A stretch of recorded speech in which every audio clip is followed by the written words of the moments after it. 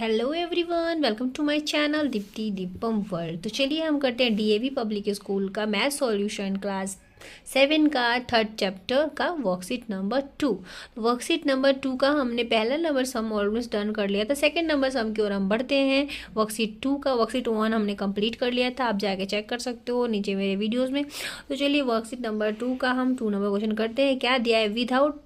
Without actual division, determine which of the following rational numbers have a terminating decimals representation and which have a non-terminating decimals representation। अब देखिए, जो चीज़ हम यहाँ पे बता रहे थे सवाल में करते समय कि कौन सा टर्मिनेटिंग डेसिमल्स है, कौन सा टर्मिनेटिंग डेसिमल्स नहीं है, तो वो यहाँ पे हम बताएंगे। तो जो कि मैंने पहले बता दिया था, डेसिमल्स के 2 फॉर्म होते हैं, terminating decimals, non terminating decimals. Non terminating के भी 2 पार्ट होते हैं, नॉन टर्मिनेटिंग रिपीटिंग डेसिमल्स और non terminating non repeating decimals. तो चलिए हम क्वेश्चन करते हैं, हमें ये दोनों बताना है कि कौन सा क्या है। ठीक है, तो हमारा सवाल जो है वर्कशीट 2 का, वर्कशीट 2 का चैप्टर 3 का क्वेश्चन नंबर 2 का 1 नंबर 11/4। ठीक है, तो हमें इसको चेक करने के लिए आसान तरीका ढूंढना होगा, वरना सवाल तो वहाँ पे करेंगे, पूरा डिवीजन करेंगे, देखेंगे, टाइम बहुत लगेगा एग्जाम टाइम में। तो इसको आसान तरीका क्या ढूंढना है? तो आसान तरीका ये ढूंढना है कि सबसे पहले हमें डिनोमिनेटर को देखना है। क्या देखना है? डिनोमिनेटर हमारा क्या है। हमारा डिनोमिनेटर का अगर हम प्राइम फैक्टराइजेशन निकालें तो हमारा प्राइम फैक्टराइजेशन क्या होना चाहिए? 2 या 5 होना चाहिए, 2 या 5 होना चाहिए, या फिर 2 हो और 5 हो। ठीक है, तो अगर ये आता है तो वो हमारा क्या होगा? टर्मिनेटिंग डेसिमल्स होगा। ओके, अगर ये आता है प्राइम फैक्टराइजेशन में तो वो हमारा क्या होगा? टर्मिनेटिंग डेसिमल्स होगा। और अगर ये नहीं आता है तो वो हमारा नॉन टर्मिनेटिंग डेसिमल्स हो जाएगा। ओके, तो चलिए इस क्वेश्चन को पूरा करते हैं। देखते हैं कि अगर 4 का देखा जाए तो क्या आएगा प्राइम फैक्टराइजेशन? 2 × 2 आएगा। तो यहाँ पे देखिए आ चुका है, यानी कि ये आपका टर्मिनेटिंग डेसिमल्स है, यानी TD है। तो इसको किस तरह से लिख सकते हैं समझाने के लिए, देखिए मैंने यहाँ पे लिख दिया 11/4 solution prime factorisation of denominator, prime factorization 4 equal to 2 into 4. Prime factorization of a 4 contains only 2. That therefore 11/4 has a terminating decimals representation. तो जब अगर ऐसा होता है तो हमारा जो 11/4 है वो क्या रिप्रेजेंट कर रहा है कि वो टर्मिनेटिंग डेसिमल्स है। तो ये हमारा आंसर हो जाएगा। ओके, नेक्स्ट दूसरा क्वेश्चन करते हैं। क्वेश्चन है आपका 13/18। चलिए अब हम देखते हैं इसका प्राइम फैक्टराइजेशन। किसका देखते हैं? Prime factorisation of 80। ओके, तो 80 का प्राइम फैक्टराइजेशन क्या होगा? निकालते हैं यहाँ पे 80 का एलसीएम निकाल लीजिए। 40, 20, 2, 10, 2, 5 और ये 5। तब देखिए यहाँ पे हमारा 2, 2, 2, 2, 2, 2, 2, 2 और 5 आ गया। 1, 2, 3, 4। तो हमारा भी क्या है? बताइए टर्मिनेटिंग डेसिमल है। ओके,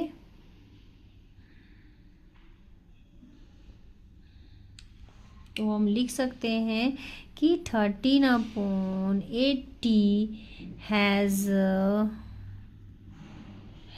ए टर्मिनेटिंग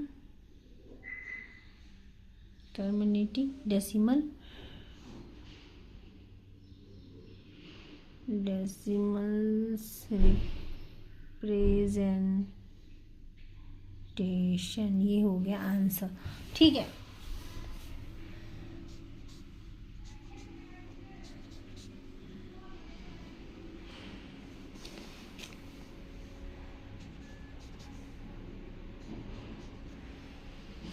हमें क्या नोटिस करना है इसमें सवाल, अगर हमने इतना देखा तो क्या देखा, ये देखा कि हमें सिर्फ डिनोमिनेटर को देखना है। डिनोमिनेटर में क्या है उससे कोई फर्क नहीं पड़ता, डिनोमिनेटर में क्या आ रहा है उसको देखना है, उसका प्राइम फैक्टराइजेशन देखना है। चलिए थर्ड नंबर,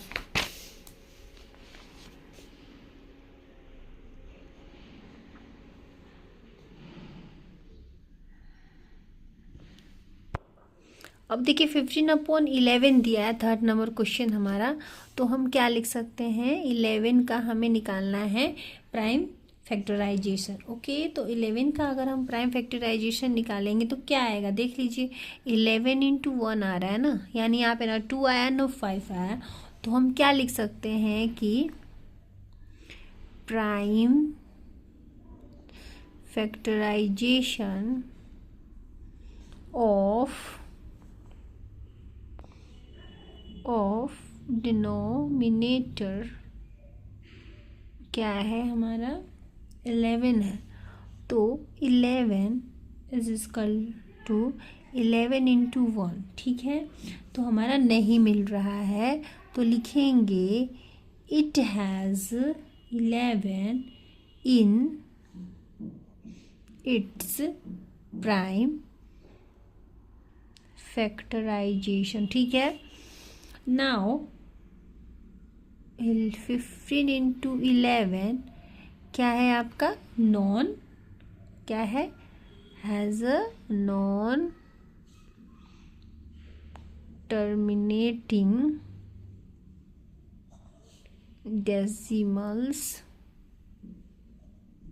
ठीक है, नॉन टर्मिनेटिंग डेसिमल्स रिप्रेजेंट, ठीक है। तो इससे हमें क्या पता चल गया, इजी हो गया। 2 अगर 5 आ रहा है तो वो हमारा टर्मिनेटिंग है, नहीं आ रहा तो वो नॉन टर्मिनेटिंग है, तो ये आपका सॉल्यूशन हो गया।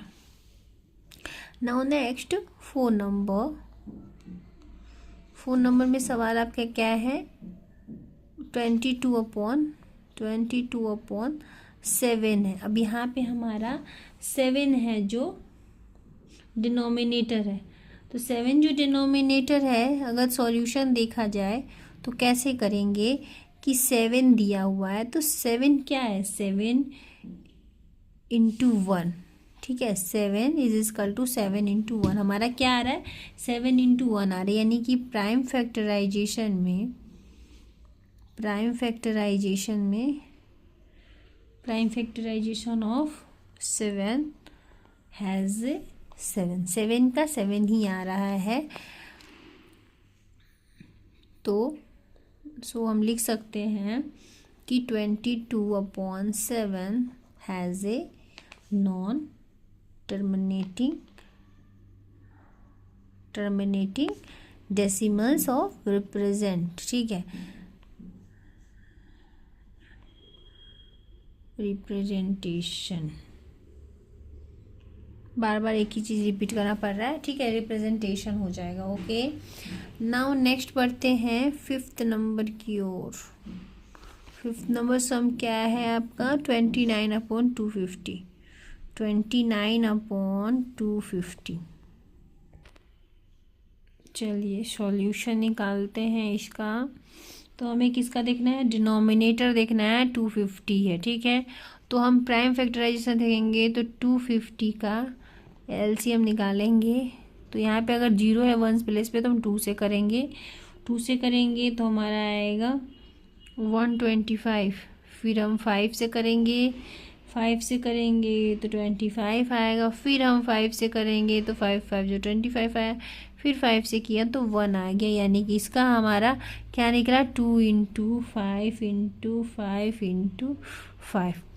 क्लियर, तो हम लिख सकते हैं कि prime factorisation of 250 has 2 and 5,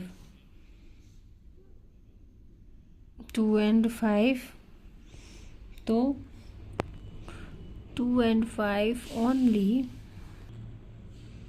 तो 29/250 क्या होगा आपका has a terminating decimals representation, terminating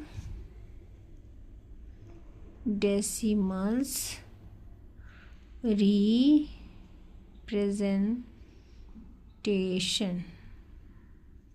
ठीक है, ये हो गया आपका सॉल्यूशन। नाउ नेक्स्ट करते हैं 6 नंबर क्वेश्चन। 6 नंबर क्वेश्चन क्या दिया हुआ है आपका, 37/21।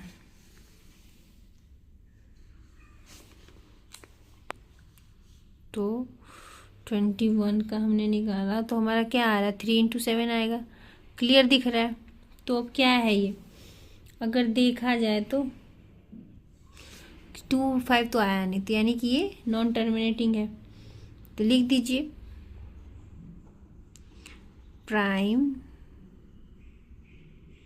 Factorization of 21 has 3 × 7। ठीक है, नाउ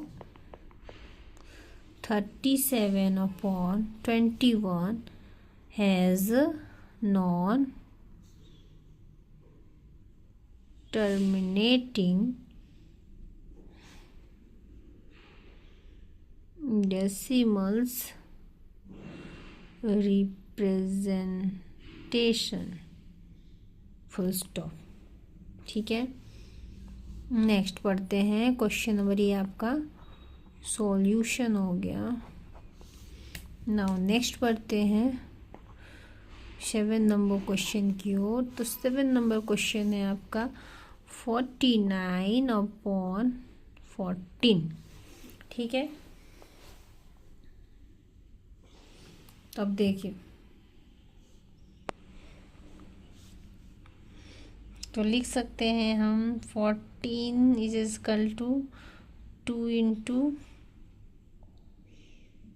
7 आ जाएगा।